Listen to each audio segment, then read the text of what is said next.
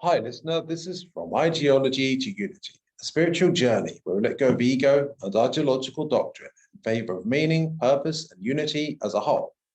So today I'm doing another reading of The Birth of Tragedy by Friedrich Nietzsche, which is published by Penguin Classics.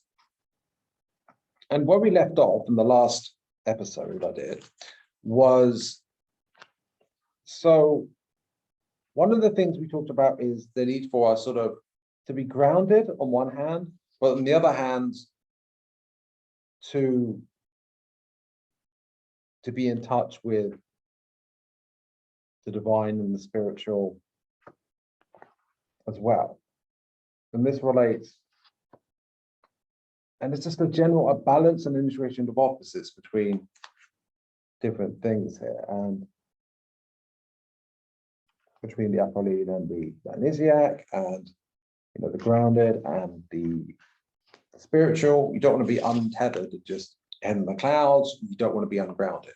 Both are important. And also, there's a sense of, if you connect to divine in a Dionysiac way, let's say you take DMT, or you meditate all day, or you have some sort of eureka revelation about reality. You get in a Dionysiac state of, you see how everything's connected. You feel how everything's connected, and your place in the whole of the universe and all of that. You see the great grand majesty of it, and your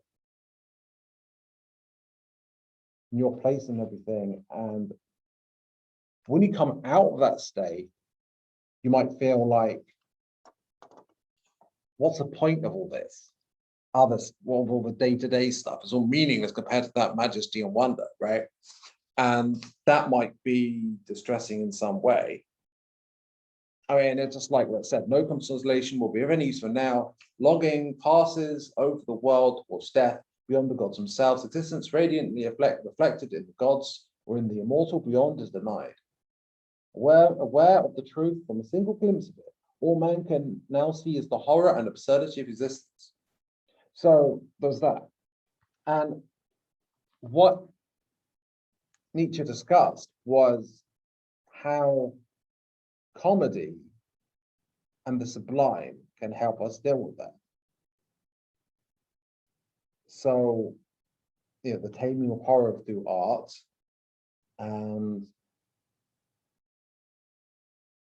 but I'll read out the last paragraph just to clarify as well.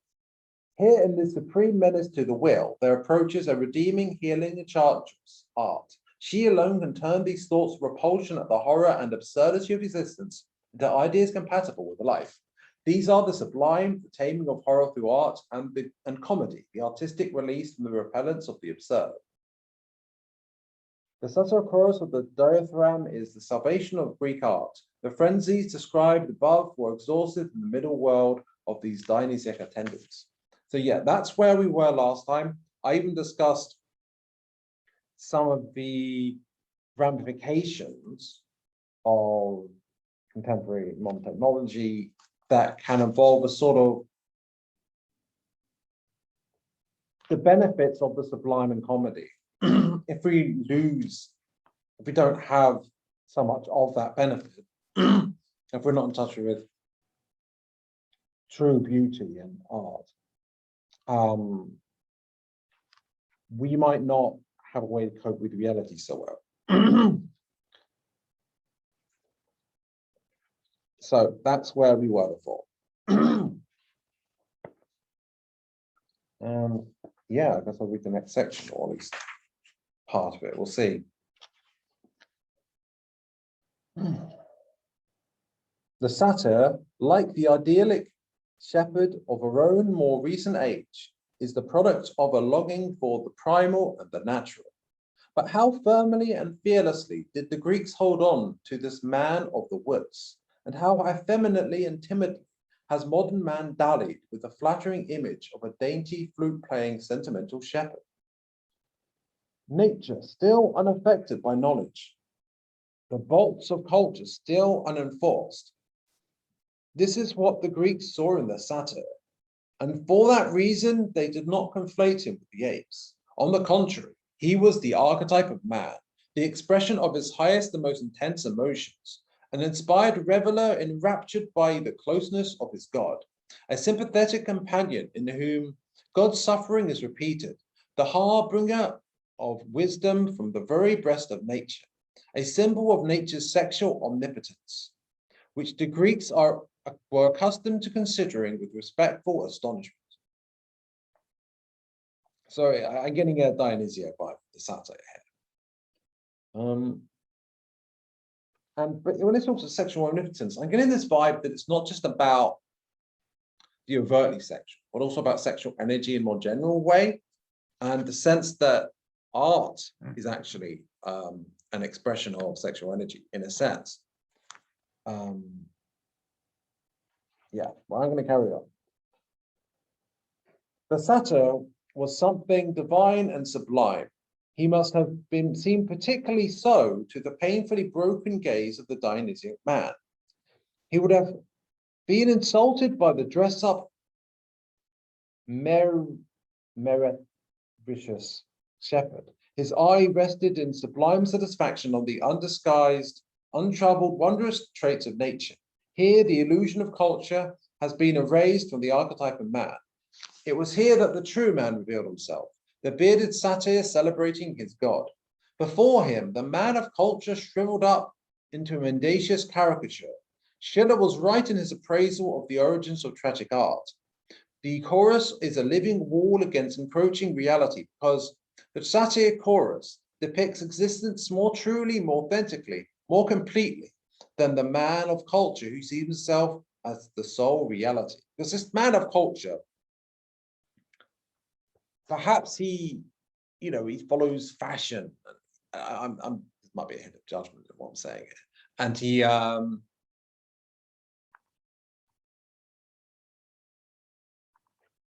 he might pay attention on the superficial things, and rather than on the divine and the sublime, right? Maybe this links to the idea of the last man that Nietzsche talks about in another of his texts. But yeah, anyway, I'll carry on.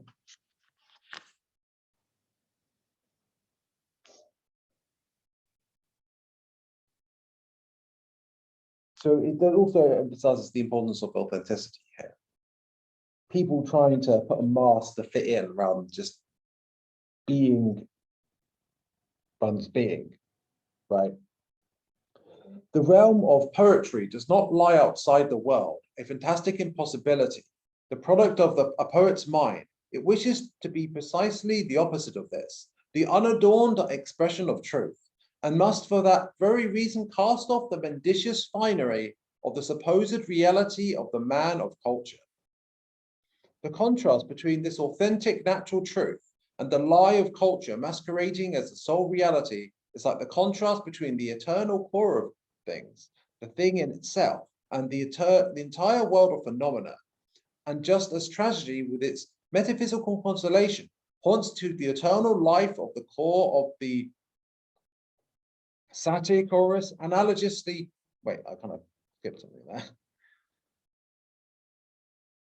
The contrast between this authentic natural truth and the lie of culture masquerading as the sole reality is like the contrast between the eternal core of things, the thing itself, the thing in itself, and the entire world of phenomena. And just as tragedy, with its metaphysical consolation, points to the eternal life of that core and the constant destruction of phenomena, the symbolism of the satyr chorus analogously expresses the primal relationship between the thing in itself and the world of appearances. Modern man's idyllic shepherd is nothing more than a counterfeit of the sum of cultural illusions that he takes to be nature. The Dionysiac Greek wanted truth and nature at the summit of their power and saw himself transformed into the satyr. So there's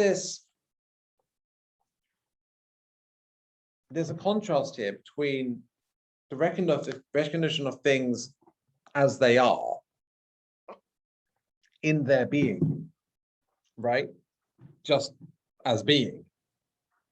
And the connection to all things in a holistic sense. And on the other hand, concern with the trivial and the temporary and the contingent, that which is contingent upon the eternal. And yet those, an example in the contemporary times would be those who, especially it's you get typically it's a it can be an atheist mentality potentially of where science is really looked up to, but all the mainstream science and everything advocated by, let's say, Neil deGrasse Tyson or something, it would be like, ah, so wonderful, obviously true, it's wonderful, and they'll follow the fashions, and it's like not really, and kind of just going with the herd of it. Now, I admit there's a bit of judgment in what I'm saying here, and that it might be better if it wasn't there, but there we go. Also, when people go through the motions and are ritualistic with religion, as opposed to just having that direct connection, when people go through, confuse the rituals for the real connection, when people just confuse what really matters with the personas and the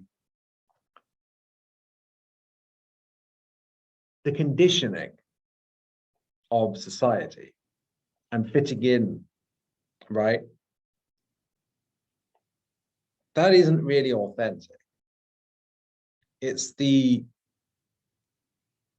Dionysiac man, the satyr, is much more in touch with their connection to everything and being itself. And that's something that has importance in the New Age community as well, this idea of simply being, the I am presence, rather than all these identities, egoic identities and labels, right? So,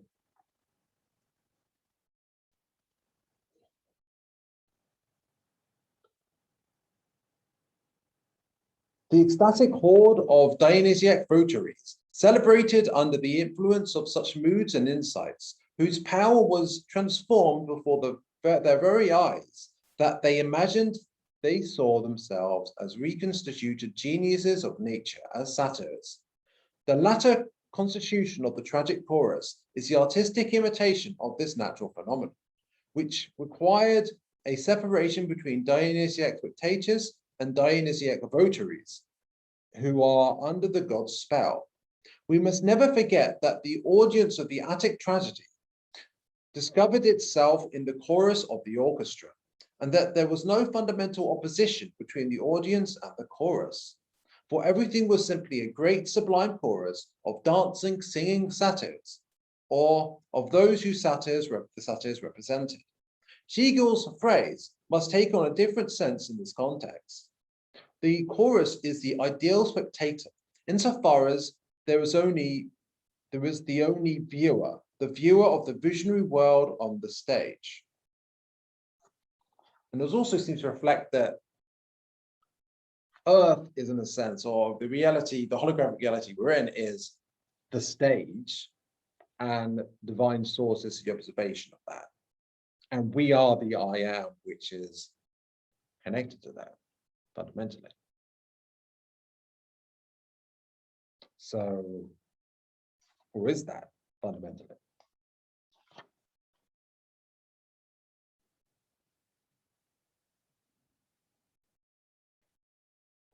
The audience of spectators as we know it was unknown to the Greeks. In their theatres beyond anyone in the terraces, rising in concentric arcs, was able to overlook the whole of the surrounding cultural world, and in satisfied contemplation to imagine themselves members of the chorus.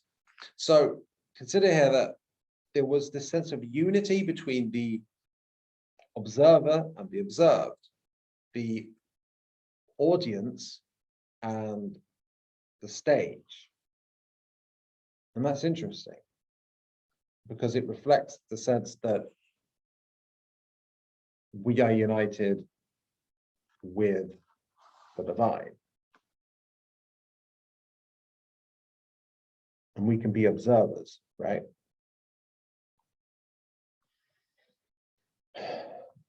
There's an interesting recognition that the Greeks had. Thus, we may call the chorus at this primitive stage of original tragedy a reflection of Dionysiac man for his own contemplation. We can imagine this phenomenon most clearly if we think of an actor who, in his talent, can see the role that he is to perform hovering palpably before his eyes. The satyr chorus is primarily a vision of the Dionysiac mass, just as the world on the stage is a vision of this satyr chorus. The power of this vision is strong enough to make the gaze dull and the unresponsive to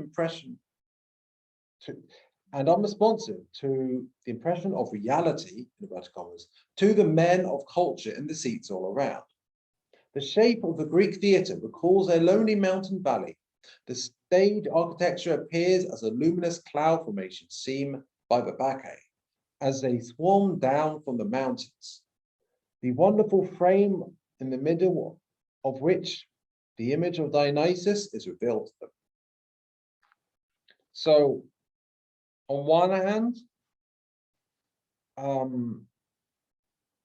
tragedy and Greek theatre was seen like as a barrier to reality. But on the other hand, it's like a connection, a way they can connect to the true higher reality, rather than the mere distractions of the man of culture, say. And I don't mean to use that in terms of how that term is used in the how do I put it? Weeb community or whatever. Okay.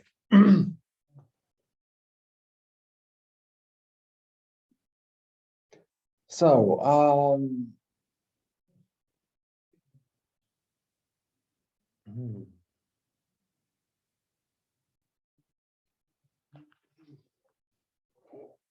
to our scholarly view of the elemental artistic processes, this primal aesthetic phenomenon, evoked as a way of explaining the tragic chorus, is almost repellent.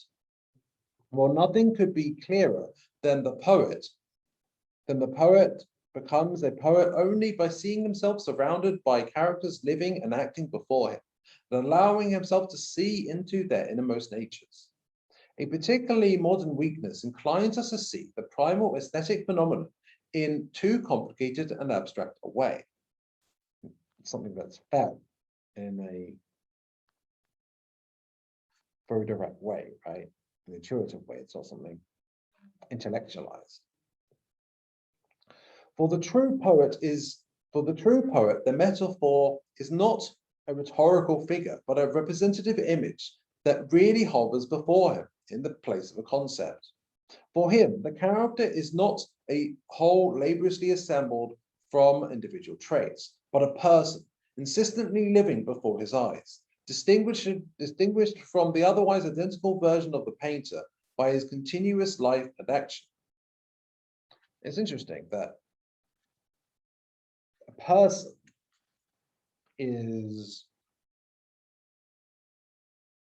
it's like a persona, it's like an egoic identity, right? But it's kind of an illusion in some sense. Just as a character is that too.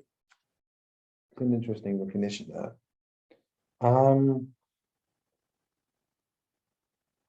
It's the divine source, the soul that's really the being.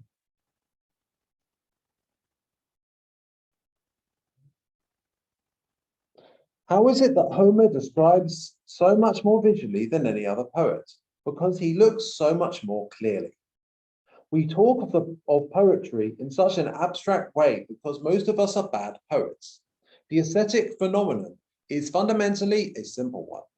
Grant someone only the ability continually to see a living play, to live constantly surrounded by hordes of spirits, and he will be a poet. It's all a living play, isn't it? Reality is a living play. If one feels the desire to transform oneself and to speak from other bodies and souls, one is a dramatist. The Dionysiac excitement is capable of communicating to a whole crowd of people the artistic gift of seeing itself surrounded by a host of spirits with which it knows itself to be profoundly united. And that is the key recognition. So the true poet, he's saying, the true artist, the true, true artist, is they recognize the unity of all things that they're part of. So they're not seeing themselves as separate from what they're portraying. They're seeing themselves, that's just a reflection of them that they are part of. This process is the primal dramatic phenomenon in the tragic chorus, seeing oneself transformed and acting as though one had truly entered another body, another character. This process is the start of the evolution of the drama. This is a different matter from the rhapsodist who does not fuse with his images, but rather, like the painter, sees them outside of himself with a contemplative eye. It is the abandonment of individuality for entering another character. Something interesting about the idea about the poet seeing, a true poet seeing himself as surrounded by a host of spirits with which it knows itself to be profoundly united. What came to mind was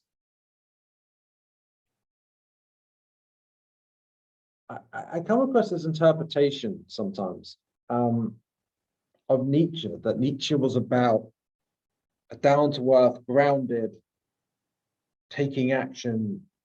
Don't just read books and stuff. You got to live and direct to action. All this spiritual new age stuff is nonsense, right? You just got to be supremacy over nature sort of thing, right? And they're just I'm getting such new age mystical vibes from from Nietzsche, right? And I'm not seeing this as some super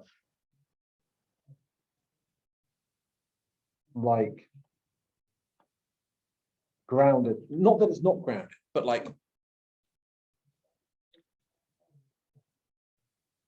non-mystical, non-spiritual thing that's just dealing with the physical facts that are around us in physical reality. No. This is about, it is about groundedness, but it's also about the spiritual unity at the same time. I mean, unity is about unity of opposites. So the grounded and the airy fairy, so to speak, are one in what he's recognizing here. It's not, there's no opposition in truth between groundedness and taking action on one hand and recognition of the divine and the unity of all things. It's one can take action dynamically, a grounded way, and be spiritual, united, and new age or into mysticism, right? Mysticism need not be ungrounded. True mysticism is grounded, right? True spirituality is grounded. It's not like you have to pick. Are you grounded or are you spiritual, right?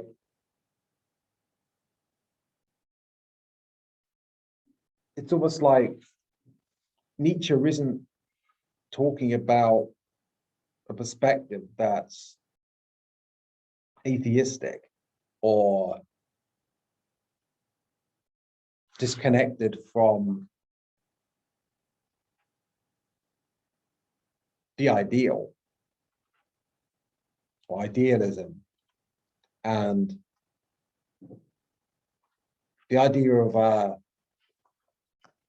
love of all things and unity with all things. It's not like Nietzsche's not saying that's mystical claptrap. You take action in now in the physical and like master reality sort of thing in a physical sense. No. I admit that I might have a bias or an investment there to sort of clarify, correct, and yeah, I admit that. But nevertheless, I'm speaking my truth and what came to me. So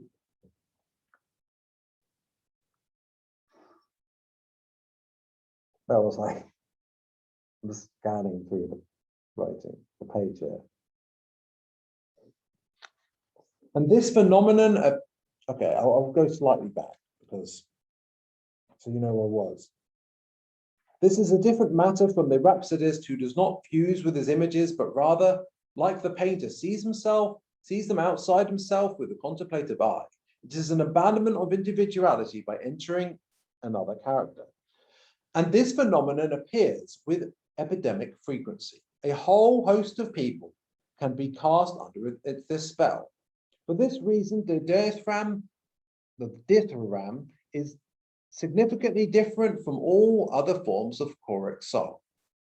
The virgins who solemnly enter the temple of Apollo, laurel branches in their hand, singing a processional song, remain who they are and keep their names as citizens. The dithyrambic chorus is a chorus of people transformed, whose civic past and social status are completely forgotten. They have become a timeless worshippers of their God, beyond all social contingencies. All other choral lyrics of the Greeks are merely a tremendous intensification of the individual Appoline singer, while the dithyramb, a community of unconscious actors, stands before us, seeing themselves as transformed. Enchantment is the precondition of all dramatic art. In this enchantment, the Dionysiac reveler sees himself as a satyr, and it is as a satyr that he looks upon the god. In his transformation, he sees a new vision outside of himself, the Apolline complement of his state. With this new vision, the drama is complete. So that's a unity between the Apolline and the Dionysiac. The Apolline actually complements the Dionysiac, and that is wonderful. In the light of this insight, we must see Greek tragedy as a Dionysiac chorus continuously discharging itself in an Apolline world of images. All these symbolism and images that are evoked by the Dionysiac chorus are, well, it's connected. It's a symbiosis. That's the ideal art that captures, that integrates both of these aspects. Those choric sections which reoccur throughout the tragedy are therefore, so to speak, the womb of what is called the dialogue, the entire onstage world, the drama proper. And our world reflects that. In several successive discharges, this primal ground of tragedy radiates that vision of the drama, which is entirely a dream phenomenon, and thus epic in nature. But on the other hand, as the objectification of a Dionysiac state. It is not Apolline redemption through illusion, but rather a representation of the fragmentation of the individual and his unification with primal being.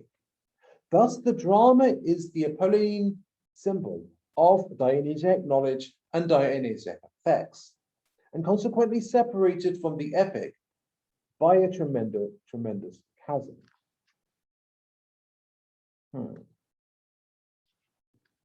This interpretation perfectly explains the chorus in Greek tragedy, the symbol of the crowd in the Dionysiac state, accustomed as we are to the function of a chorus on the modern stage.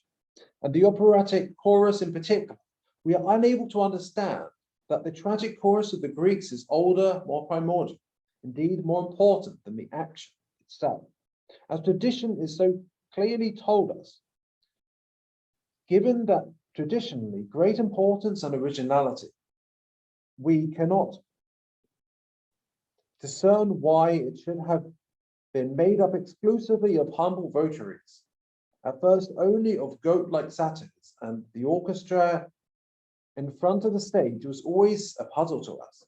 But now we know that the stage and the action were fundamentally and originally conceived only as a vision, that the sole reality is the chorus, which generates the vision from within and speaks of it with all the symbolism of dance, sound, and words. This chorus, symbolically, this idea that the sound of a chorus is obviously vibration, right? Perhaps the truth of it is frequency and vibration, the spiritual frequency of vibration, right?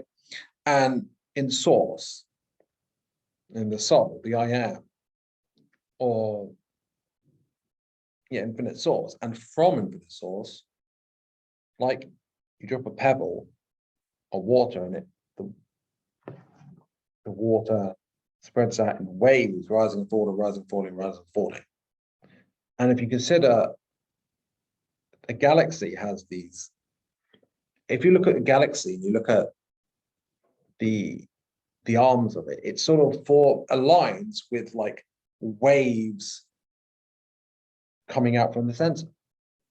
And sort of like a vortices where that affects that which the medium it's on, the medium. So in that case, it starts. But if you drop a pebble, it's all coming out from the center, right? Radiating out, so to speak. But it comes from above. And so in a sense, it's similar to this idea that the chorus is I'll read out again, I guess, is the true,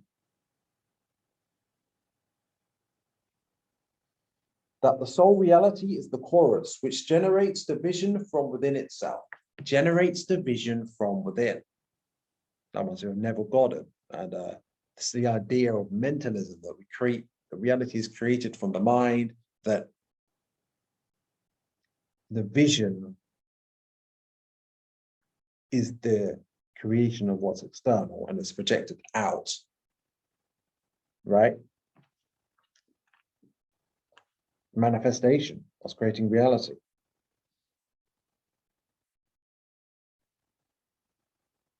And it's done, and it's in a sense, it's a divine dance with all that is, right? It's all synchronized. You can just, all the numbers come up. It's a reflection of this grand dance, this play, or this tragic story, or whatever it you call it, and it involves dance, sound, and words, right? And of course, these things involve frequency. In its vision, this chorus beholds its lord and master, Dionysus, and hence it is always a chorus of votaries. It sees how he, the god, suffers and is exalted, and it therefore does not act itself. In this function of complete devotion to the god, it is the supreme Dionysiac expression of nature. And therefore, like nature, it speaks under the spell of wise and oracular sayings. Nature itself is the deity in question, right? Reality, source. Yeah. Sharing his suffering, it is also the wise, heralding the truth from the very heart of the world. The heart, of course, is symbolic of love. The heart chakra.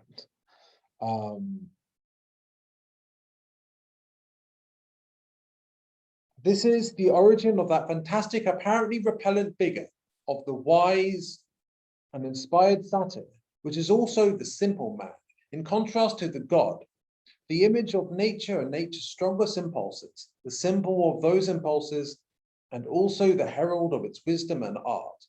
Musician, poet, dancer, clairvoyant in a single person. At first, Dionysus, the true stage hero and the focus of the vision, is, in the light of this insight, according to tradition, not really present in the very oldest periods of tragedy, but is only imagined to be present. Tragically, No, tragedy, that is, the original, no, I'll say it again. But is only imagined to be present. Tragedy, that is originally chorus and not drama.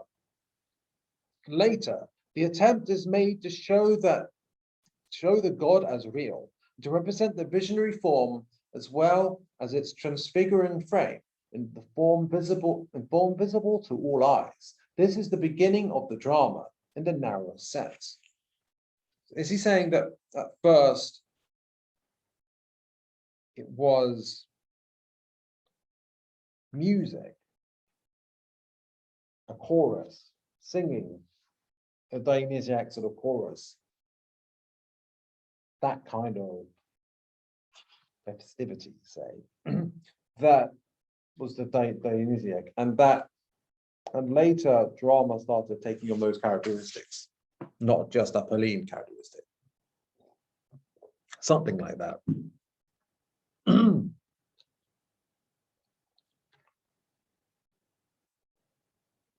well as its transfiguring frame in a form visible to all eyes. This is the beginning of the drama in the narrow sense. Now, the dithyrambic chorus is given the task of simulating the mood of the audience in such a Dionysiac way that when the tragic hero appears on the stage, they do not see, for example, the awkwardly masked man, but rather a visionary form born, so to speak, out of their own rapt vision.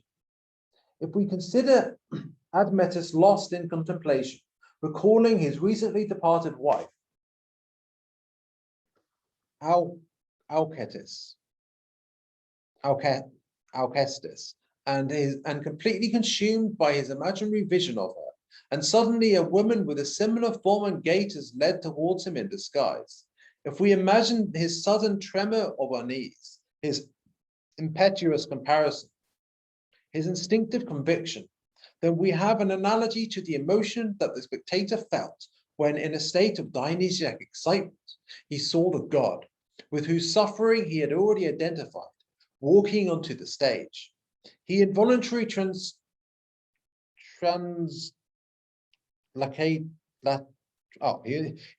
translated the entire image of the god that was trembling before his soul into that masked figure and dissolved its reality into a ghostly unreality. This is the Appoline dream state, in which the daylight world is revealed and a new world, more distinct, comprehensible, and affecting than the other, and yet more shadowy, is constantly reborn before our eyes. It comes off as multi-dimensional, like 4 or 5 dimensional, in a sense, maybe. Accordingly, we can see a radical contrast of styles in tragedy. The language, color, mobility, and dynamic of speech become completely separate spheres of expression in the Dionysiac lyric of the chorus and the Apolline dream world of the stage. The Apolline phenomena in which Dionysus is objectified are no longer a boundless sea, a changing weft, a glowing life, like the music of the chorus.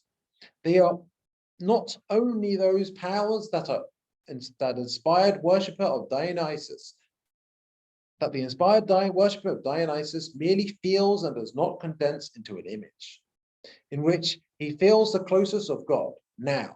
The clarity and solidity of the epic forms speak to him from the stage.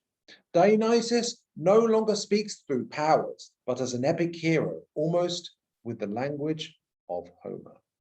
So this musical Dionysiac trance state, that, so to speak, that aspect is there, but you get the images you get it condensed into images by combining it with the Apolline, and by having on the stage, by having a chorus on the stage, it integrates it all together in something very unitive, such that's why the spectators felt they were fundamentally unified with what they were viewing, which made it such a transcendental experience.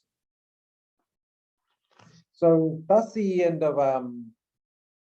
chapter 8 or section 8. It doesn't really, I'm pretty sure that's chapter 8. Yeah. So I'll leave that for now. I've done longer episodes for sure, but yeah, I feel satisfied with chapter 8 there. So yeah, I'm curious to hear see your comments and perspective. And feel free to like or subscribe and to share this with others. And well, have a nice day or have a nice evening. And yeah, bye for now.